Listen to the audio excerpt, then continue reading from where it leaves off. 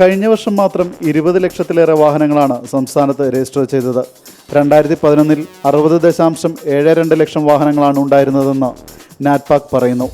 2012-ൽ ഇത് 65 ലക്ഷം കവിഞ്ഞിരുന്നു.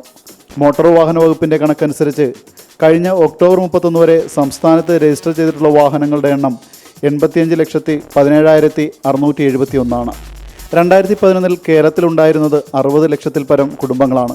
ഇപ്പോഴത്തെ നിരക്കിൽ മലയാളികളുടെ വാഹനഭ്രമം തുടർന്നാൽ അടുത്ത വർഷം അവസാനത്തോടെ ആകെ കുടുംബങ്ങളുടെ എണ്ണത്തെ വാഹനങ്ങളുടെ എണ്ണം മറികടന്നേക്കും. മൊത്തം വാഹനങ്ങളുടെ പകുതിയിലധികം ഇരുചക്ര വാഹനങ്ങളാണ്. 51,26,097 മോട്ടോർ സൈക്കിളുകളാണ് കഴിഞ്ഞ ഒക്ടോബർ വരെ രജിസ്റ്റർ ചെയ്തത്.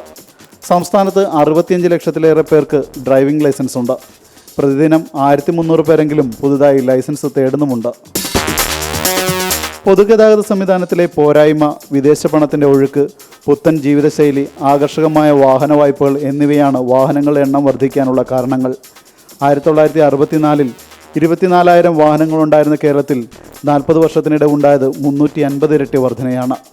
വാഹനപ്പെരുപ്പത്തിനൊപ്പം റോഡും അനുബന്ധ സൗകര്യങ്ങളും വികസിക്കാത്തത് അപകടങ്ങൾ വർദ്ധിക്കാനും കാരണമാകുന്നു. വാഹനങ്ങൾ പെരുകുന്നതിനനുസരിച്ച് റോഡുകൾ വികസിപ്പിക്കുക സാധ്യമല്ല. പൊതുഗതാഗത സംവിധാനങ്ങൾ മെച്ചപ്പെടുത്തുകയും മെട്രോ പോലുള്ള അതിവേഗ സംവിധാനങ്ങൾ നടപ്പിലാക്കുകയും മാത്രമാകും ഇതിനൊരു പരിഹാരം.